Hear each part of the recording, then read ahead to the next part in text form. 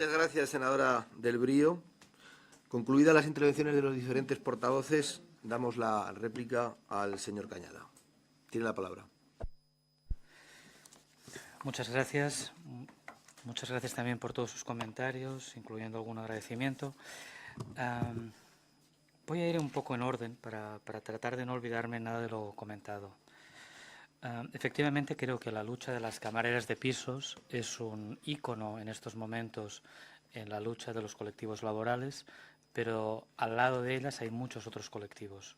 Es decir, la situación de las camareras de pisos es importante, es grave, está teniendo efectos muy desproporcionados sobre su salud y derechos fundamentales, pero una parte de la estrategia empresarial de reducción de costes empresariales está basada en el ajuste de costes laborales. Y esto no solamente está afectando a las camareras de piso, y sí, la lucha de las camareras de piso por sus demandas y sus reivindicaciones sirve para visibilizar y poner de primer plano la situación laboral que existe en un sector, como hemos dicho, clave en la economía española. Creo que bienvenido sea este reconocimiento de este ícono. Preguntaba el senador socialista también sobre qué les decimos a los empleadores más allá de los problemas de derechos fundamentales de las trabajadoras. Efectivamente, creo que hay una discusión de fondo que tiene que ver con qué modelo de desarrollo turístico vamos a tener en este país y cómo vamos a salir adelante en un contexto internacional cada vez más competitivo, en el cual los conflictos armados que se han producido en partes del Mediterráneo esperemos que en algún momento se resuelvan, y por tanto estamos viendo ya crecimiento de otras economías como la de Turquía y otras que están incrementando sus capacidades de nuevo de alojamiento y de competir con España. Si en este contexto nosotros nos situamos en un escenario de competencia por términos de ajustes de costes, vamos mal.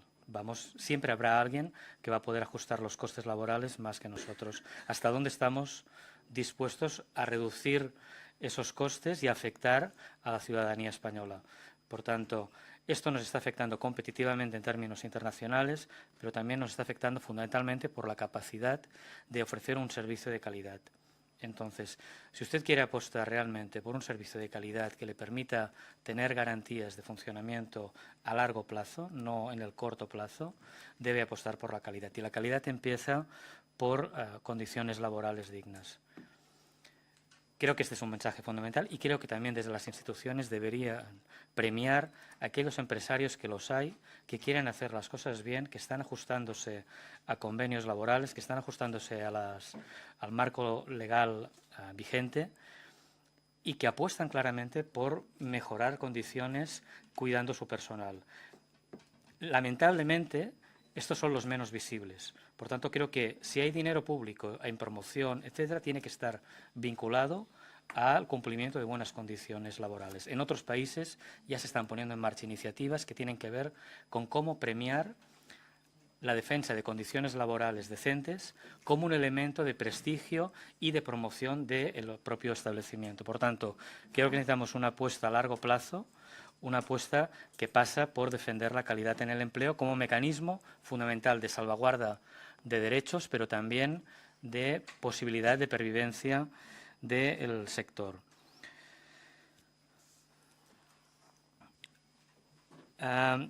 Me pedía usted algunos hilos o algunas posibilidades o algunas pautas de cómo veía posibles soluciones. Creo que me voy a reservar esta pregunta para el final porque varios de los senadores han hecho la misma cuestión, entonces lo juntaría. Solo le agradezco su agradecimiento. A nadie le molesta que le agradezcan, creo que es de recibo, pero creo que es muy importante que tengamos en cuenta que aquí el protagonismo de verdad y el agradecimiento que debemos darle es a las trabajadoras, a las camareras de piso que han estado haciendo un trabajo fundamental después de sus jornadas de trabajo, de la dureza en la que están, haciendo un esfuerzo impresionante por salir en los medios de comunicación, por estar sosteniendo propuestas, por reivindicar. Entonces yo creo que la sociedad española les debe un homenaje de verdad a las camareras de piso, pero no en términos simbólicos, que también son importantes, sino en términos de resoluciones claras y concretas de sus condiciones. Entonces digo, le agradezco por supuesto su agradecimiento, pero quiero aprovechar este punto para decir que que esto no tiene que ver con que alguien haya hecho un libro o que alguien haya hecho algo, sino tiene que ver con un empeño colectivo muy importante de un colectivo de trabajadoras. Agradezco, por supuesto, la intervención de la senadora López Santana sobre esta mirada histórica. Yo creo que lo que usted está diciendo tiene toda la razón. De hecho, en parte lo he explicado en los dos libros, pero sí he intentado establecer una secuencia histórica que nos ayude a entender no lo que decía al principio, que este siempre fue un trabajo desvalorizado, invisibilizado, mal pagado, costoso, sino por qué en estos últimos años se ha producido lo que llamamos esta rebelión de las camareras de piso o de las Kellys. Y creo que hay una parte de explicación histórica que tenemos que entender. Durante años esta situación siempre fue, este trabajo fue muy duro, muy desvalorizado, como decíamos, pero se juntaron diversos factores.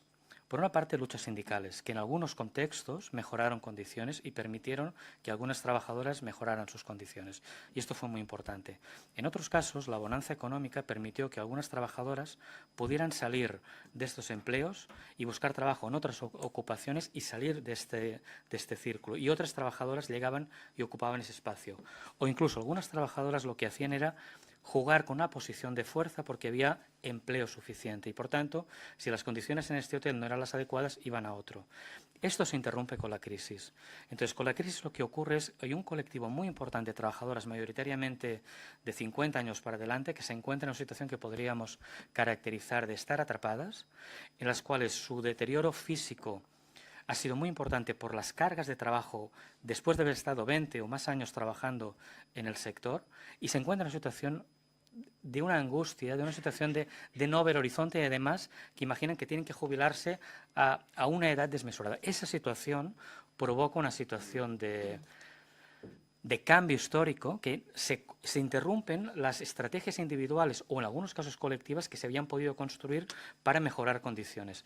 En este momento es que se produce una situación de bolsa de presión que en cuanto se encuentra algunos visos de oportunidad salen de una forma muy fuerte, con mucha tenacidad para poder defender sus condiciones. Entonces yo creo que es necesario entender esta situación que además se agrava en estos años por la crisis y la situación de paro, pero también por la reforma laboral y los cambios de condiciones que provocan que esa situación de acercamiento se agudice. Es por eso que creo que tiene usted toda la razón señalando esta historicidad y esta feminización del trabajo precarizado tan agudo, pero he intentado aportar esta lógica de entender por qué cosas nos explican objetivamente, más allá de que alguien, una u otra persona haya tenido capacidad, sino por qué hay este movimiento tan fuerte que responde a unas condiciones objetivas. Y con eso enlazo con la siguiente cuestión que usted me planteaba, que es decir, bueno, después de la visibilización, ¿qué? Y qué tiene que ver con la unidad de acción. Soy un defensor absoluto de la necesidad de una unidad de acción desde la pluralidad, reconociendo la pluralidad y la legitimidad de todos los actores involucrados a jugar un papel en este proceso, sean las Kellys confederadas, sean unos sindicatos, sean otros, sean los medios de comunicación que se han comprometido de una forma muy importante, sean los distintos grupos políticos que de alguna u otra manera han tratado de hacer frente a una situación muy grave.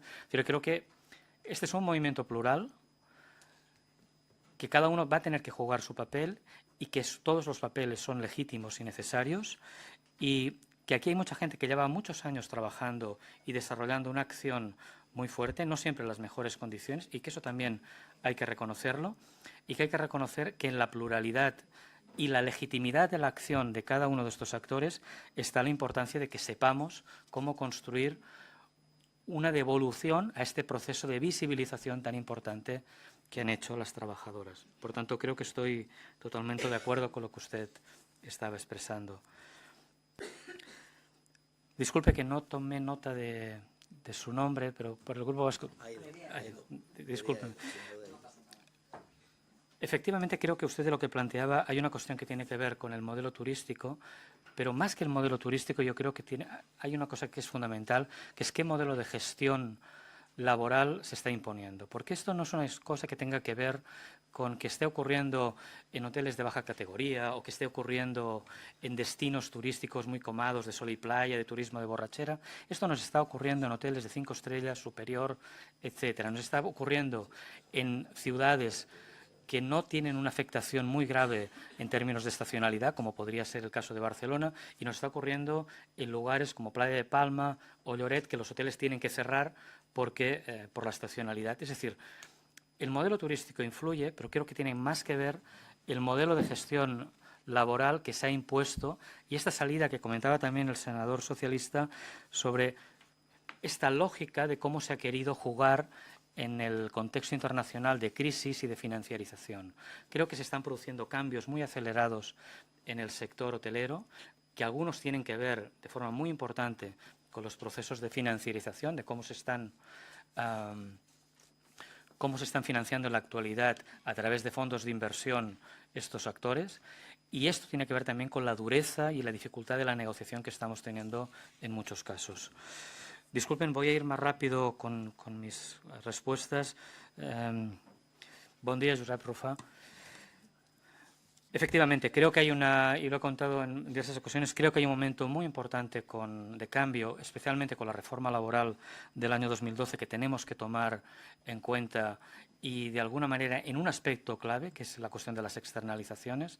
Tareas troncales de actividad en un establecimiento no deberían ser externalizadas. Podíamos externalizar desde el momento del Estatuto de los Trabajadores, siempre subiendo por encima de las condiciones del convenio sectorial. La reforma laboral lo que provoca esta situación que permite un portillo que abre pie a que se pueden externalizar actividades troncales por debajo de las condiciones del sector. Entonces, creo que es fundamental revertir este proceso si queremos, de alguna manera, que estas trabajadoras puedan recuperar derechos fundamentales. Voy a tratar de agrupar. Efectivamente, el señor Mesón, del Grupo de Podemos, estaba planteando el tema de la subcontratación y de la externalización. Creo que es clave. Creo que es clave en el cambio que se ha producido, pero también es verdad que debemos tener en cuenta que necesitamos intervenir sobre la externalización, pero hay contextos en los cuales la externalización no ha tenido una incidencia tan elevada y tenemos unas condiciones laborales también muy precarias que tienen que ver con intensificación del trabajo, que tienen que ver con jornadas a tiempo parcial, contratos a tiempo parcial que acaban provocando situaciones de fraude en la cual la trabajadora acaba trabajando muchas horas más. Es decir, debemos tomar en cuenta la externalización, caballo de batalla fundamental, pero resolviendo la externalización no habremos resuelto todos los problemas. Hay muchos más que debemos tomar en cuenta. Y, senadora del Río, muchas gracias de nuevo por su intervención. Voy a pedir a la editorial Icaria que, por favor, manden un libro a la Biblioteca del Senado o alguno más por si pueden consultarlo a la vez.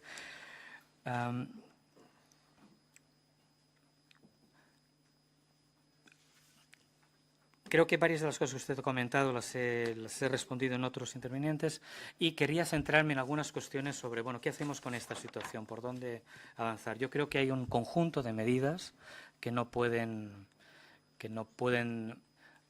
no ser tomadas en cuenta. Hay cuestiones que tienen que ver claramente con la externalización y que hay que revertir el proceso que se inició en el año 2012. Hay que avanzar en cuestiones como la jubilación anticipada.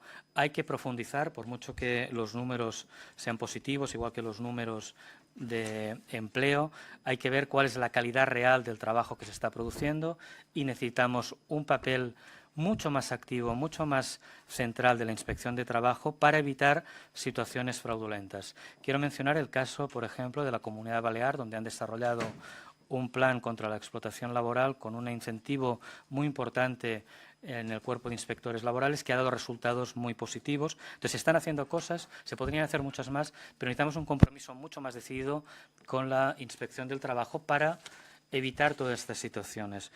Hay que tomar en cuenta también toda la cuestión de cargas laborales y esto hay que regularlo y hay que brindar los espacios para que pueda hacerse de forma correcta y hay que fundamentalmente respetar los convenios de sector negociados por los sindicatos y la patronal. Es decir, aquí está la pieza clave de que esto podamos resolverlo o no. Es decir, hay una cuestión fundamental que tiene que ver con el ámbito de los convenios sectoriales y finalmente creo que habría que avanzar y desde el Estado se puede hacer con un compromiso, con un pacto necesario para apostar por la calidad en el turismo, una calidad y una sostenibilidad en el turismo que debe poner en primer plano la cuestión del empleo decente.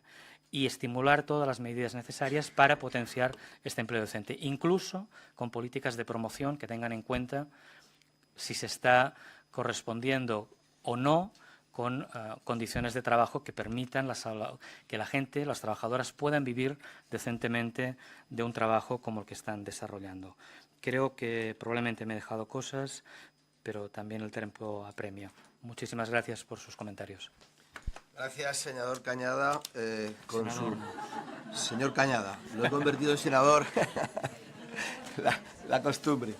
Agradecemos su participación, señor Cañada Muyor, ante la Comisión de Empleo y Seguridad Social, y le reitero en nombre de la misma nuestro reconocimiento por lo que significan sus aportaciones, que han sido claras y muy pedagógicas para conformar opinión en relación con el asunto relativo a las condiciones laborales de las camareras de hotel. Muchas gracias.